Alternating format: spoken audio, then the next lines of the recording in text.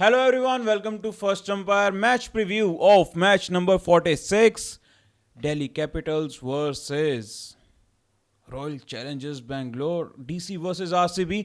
बहुत ही ज़्यादा interesting match क्योंकि आरसीबी के लिए जहां ये फॉर श्योर जीतना बनता है वहीं पे डीसी नहीं चाहेगी कि उनका जो मोराल इतना हाई चल रहा है एंड स्पेशली आरसीबी के अगेंस्ट जो पिछले मैच में उन्होंने करा है और जो केएल राहुल ने जो वो सेलिब्रेशन करी है वो रिवेंज वीक डीसी नहीं चाहेगी कि जो पंजाब के साथ हुआ है एंड उसके बाद जो पंजाब के सपोर्टर्स और पंजाब के जो प्लेयर जो तिल में लाए हैं वो फील उन्हें भी करना पड़े. Because when RCB wins they make sure कि भाई सारे हिसाब जो हैं पिछले वो पूरे करके जाएंगे हम. वो फिर अलग ही फायर चल रही होती वो है अलग अलग होती है. क्योंकि आप अगर प्रैक्टिकली देखें ना लितेश, तो 2008 में जब आईपीएल टीम्स को अंडर 19 के प्लेयर्स बांट रहे थे तो डीसी को विराट कोहली ऑफर हुए थे.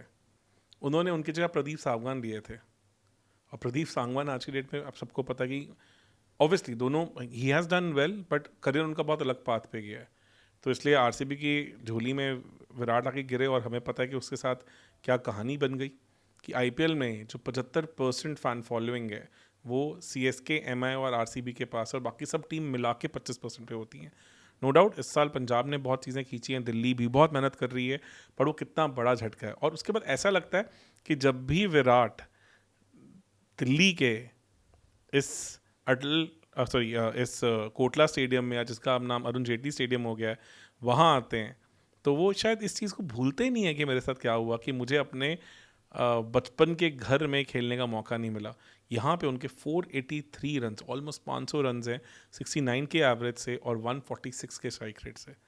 तो ये एक ऐसा स्टेडियम जहाँ पे वो बैटिंग करने के लिए हमेशा उतावले होते हैं, बहुत बढ़िया करते हैं और मैचअप्स भी बहुत बढ़िया उनके लिए, क्योंकि मिचेल स्टार्क ने उनको अभी तक एक बार भी आउट नहीं किया और मिचेल स्टार्क ने सॉल्ट को भी एक बार कभी टी20 में आउट नहीं किया. तो उम्मीद है कि एक शानदार पावर प्ले के साथ वो शुरुआत करेंगे और जब जब उन्होंने 50 स्कोर किए है इस सीज़न में तब तब आरसीबी जीती है. तो ये बहुत इंटरेस्टिंग है कि उनके बल्ले से रन आने कितने इंपॉर्टेंट हो कि वो एंकर करते हैं फिर उनके अराउंड बाकी टीमें खेलती हैं. पिच यहाँ पे इस बार थोड़ी डिफरेंट है पिछले साल से. पिछले साल तो रोड थी जिसपे ऑलमोस्ट 335 का एवरेज स्कोर चल रहा था. यहाँ पे अब थोड़ा सा स्पिनर्स के लिए हेल्प है, मदद है, स्पेशली जो रिस्ट स्पिनर्स हैं. रिस्ट स्पिनर्स को यहाँ पे थोड़ा बाउंस भी मिल रहा है, थोड़ा ग्रिप भी मिल रहा है, जिसके चलते हमने देखा कि कुलदीप ने भी अच्छा किया, यहाँ पे विपराज ने भी अच्छा किया और इवन करण शर्मा जब आए थे तो उन्होंने भी इम्पैक्ट डाला था. तो उसके चलते थोड़ा सा ध्यान रखना होगा कुलदीप यादव का और विपराज का जब आरसीबी खेलेगी. वहीं पे कुछ चीज़ें ऐसी हैं जो दिल्ली के लिए भी बहुत अमेजिंग नहीं है फेवर में. अगर हेजलवुड और यश दयाल की बात की जाए तो केएल राहुल का उनके अगेंस्ट बहुत ही ब्रिलियंट रिकॉर्ड है, काफ़ी अच्छा वो उनके अगेंस्ट खेलते हैं. फैब डुप्लेसी की भी वापसी के पूरे चांसेस हैं, उन्होंने नेट में बैटिंग की है, सबसे पहले नेट्स में वही गए थे और काफ़ी बढ़िया की है. और जो प्रेस कॉन्फ्रेंस हुई थी जिसमें मैकगर्क आए थे, उन्होंने कंफर्म भी किया कि फैफ इस टाइम पे सिलेक्शन के लिए अवेलेबल हैं. तो वो एक अच्छा बूस्ट मिलेगा दिल्ली को क्योंकि बड़े प्लेयर हैं, उससे उनका फॉरेन प्लेयर्स का फाइनली जो 4 प्लेयर्स का कोटा है वो भी शायद पूरा होगा. जो एक चीज़ दिख रही थी, मोहित लग रहे थे कि थोड़े से मिसफिट लग रहे हैं, वो भी रिप्लेस हुए चमीरा से और उनकी पेस ने थोड़ा सा इम्पैक्ट डाला है एलएसजी के मैच में, हमें वो दिखा भी था. और उसके चलते लगता है कि थोड़ा सा मुकेश भी फ्री अप हुए और पिछले मैच में 4 विकेट्स लेने से उनका कॉन्फिडेंस काफ़ी ज़्यादा ऊपर होगा. तो ये चीज़ उनके लिए बढ़िया काम की है. बैटिंग ने मोर और लेस रन्स दिए हैं, हर बैटर ने कभी ना कभी कोई ना कोई इंपॉर्टेंट रोल प्ले किया है. तो चीज़ें ठीक ठाक दिल्ली के लिए भी चल रही हैं.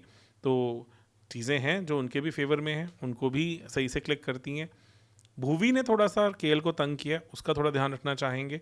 और जहाँ तक मिडल ओवर्स की बात है वहाँ पे रन रेट तो बहुत अच्छे मेंटेन किए दिल्ली ने, पर स्पिनर्स के अगेंस्ट बार बार फंसे हैं. आरसीबी के लिए एक चीज़ अच्छी है कि जब भी घर के बाहर उनके स्पिनर्स गए हैं तो बहुत अच्छा किया, 17 विकेट्स लिए उन्होंने, पर घर के अंदर उतना नहीं कर पाए. घर के बाहर वाले मैचेस में कृणाल ने 12 विकेट्स लिए हैं जो सीज़न में उनके अभी तक के जॉइंट हाईएस्ट हैं.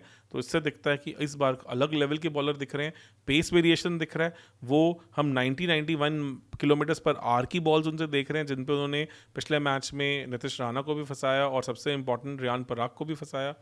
सुवेश सही लग रहे हैं, जब लेग स्पिनर्स कर रहे हैं तो 103 104 पे करते हैं, गुगली करते हुए 91 92 की रेंज में आ जाते हैं, पर दोनों वेरिएशंस काफ़ी हार्ड टू पिक हैं because they side on action और काफ़ी चीज़ें उनके लिए बढ़िया चल रही हैं, तो दोनों स्पिनर्स भी बढ़िया चल रहे हैं। दिल्ली के लिए एक जो थोड़ा कंसर्न का काम है वो है कुलदीप यादव की फिटनेस। जब 16 अप्रैल को डाइव मारते हुए आरआर के अगेंस्ट गिरे थे, उसके बाद से लगा कि कुछ फ़र्क पड़ा है। जीटी के अगेंस्ट थोड़ा सा हल्का परफॉर्मेंस आया और एलएसजी के अगेंस्ट भी वो पैनापन उनकी गेंदबाजी में नहीं लिखा। थोड़ा सा टाइम मिला है, उम्मीद होगी कि वो रिदम में वापस आए। इंडिया के लिए बहुत बड़े बॉलर हैं, बहुत बड़ा फ़ैन हूँ उनका, तो उम्मीद होगी कि उनसे वैसी परफॉर्मेंस आए जैसा उन्होंने एमआई के अगेंस्ट किया था। 23 रन देके 2 विकेट्स निकाली थी। तो ऑल इन ऑल बहुत तगड़ा मैच होने वाला है, बहुत बढ़िया मैच होने वाला है। थोड़ा अगर मोमेंटम की बात करें तो आरसीबी अच्छा मोमेंटम पकड़ रही है, 2 बैक टू बैक मैचेस जीत के आ रही है और पंजाब को हराया, फिर घर पे आरआर को हराया। वहीं पे दिल्ली जब से मुंबई से हारी है तो उनका थोड़ा ऊपर नीचे कहानी चल रही है। मुंबई से हारने के बाद आरआर से एक ऑलमोस्ट हारा हुआ मैच जीते, फिर जीटी से हारे और फिर एलएसजी से नो डाउट बड़े कन्विंसिंगली जीते। तो थोड़ा अप एंड डाउन चल रहा है, तो दोनों टीमों के लिए मैच काफ़ी ज़्यादा इंपॉर्टेंट हो जाता है क्योंकि ये मैच फिर आपको काफ़ी हद तक प्लेऑफ्स की तरफ धकेलेगा। दोनों की प्लेइंग 11 डिस्कस कर लेते हैं। आरसीबी की प्लेइंग 11 में मुझे कोई चेंज नहीं दिख रहा, तो विराट कोहली ओपन करने आएंगे सॉल्ट के साथ। 1 डाउन पर्टिकल, उनके बल्ले से अब कंसिस्टेंटली रन आ रहे हैं। इन तीनों ने मिलके बहुत अमेजिंग किया है, पार्टनरशिप्स दी हैं 50+ की बार बार, और सारी 50+ की पार्टनरशिप मोरलेस इनकी यहीं आई हैं। उसके बाद पटीदार आएंगे नंबर 4 पे। थोड़ा उनका बल्ला खामोश हुआ है, थोड़ा उम्मीद होगा कि कुलदीप यादव, अक्षर और विपराज के सामने उनका बल्ला बोले, क्योंकि छोटा ग्राउंड है और स्पिन यहाँ पे हेल्प करती है, तो वहाँ पे पटीदार बहुत इंपॉर्टेंट बल्लेबाज हो जाते हैं और इतना ठंडा उनका बल्ला रहता नहीं है, तो वो ज़रूरी है। नंबर 5 पे आप जितेश को देखेंगे, नंबर 6 पे टिम डेविड, नंबर 7 पे पिछले मैच में रोमारियो शेफर्ड खेले थे, नंबर 8 पे आपके पास डेफिनेटली कृणाल पांड्या, नंबर 9 पे भुवी, नंबर 10 पे हेजलवुड, 11 पे आपको यश दयाल दिखेंगे और 12वां प्लेयर आपका सुवेश होना चाहिए। जिस तरह से इनका प्लेइंग 11 रहा है, मुझे कुछ ज़्यादा चेंजेस दिख नहीं रहे, कंसिस्टेंसी मेंटेन करने की तरफ लगेगा। आप विनिंग कॉम्बिनेशन को क्यों ही हिलाना चाहेंगे? ऑन द कॉन्ट्ररी अगर हम डीसी की बात करें तो उनमें एक चेंज होने के पक्के चांसेस हैं कि फाफ डू प्लेसी की वापसी हो सकती है, तो वो आते हैं, तो ओपन करने शायद वो आएँ अभिषेक पोरेल के साथ। उसके बाद करुण नायर आपको दिखें, फिर केएल राहुल 4 पे, फिर 5 पे अक्षर, 6 पे आपको स्टब्स दिखेंगे, 7 पे आशुतोष, 8 पे आपको विपराज निगम दिखेंगे।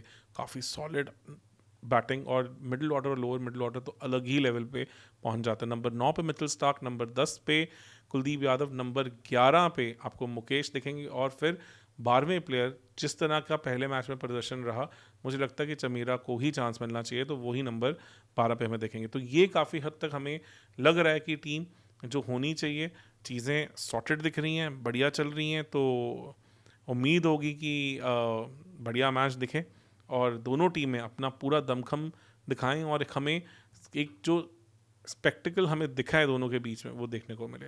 रिवेंज टाइम तो है, जैसे लितेश भाई ने बोला, और रिवेंज वीक चल भी रहा है, तो देखते हैं यहाँ पे कहानी किस तरफ पलटती है। तो तब तक के लिए हमारे साथ बने रहें, और आप प्लीज़ कमेंट सेक्शन में हमें बताएं कि आपके हिसाब से क्या क्या ऐसे और की मैचअप्स की पॉइंटर्स हैं जो हमने नहीं टच किए जो होने चाहिए थे। और प्लीज़ आप जब अपने इनपुट्स देते हैं तो हमारे लिए भी एक बहुत अच्छा लर्निंग एक्सपीरियंस होता है, एंड वो हमारे ओवरऑल जर्नी को थोड़ा और बेटर बनाता है। अगर आपने अभी तक चैनल को सब्सक्राइब नहीं किया है तो वो भी आपसे एक विनती कहूँगा होगी कि ताकि आप हमें अपना वोट ऑफ थैंक्स देके हमें भी प्रोत्साहन दें कि हम अपनी जो जर्नी में कर रहे हैं शायद वो ठीक डायरेक्शन में जा रही है, और इस तरह से हम आपके लिए और कंटेंट लेके आते रहें और नई नई चीज़ें ट्राई करते रहें। तब तक के लिए हमारे साथ बने रहें। धन्यवाद। Thank you.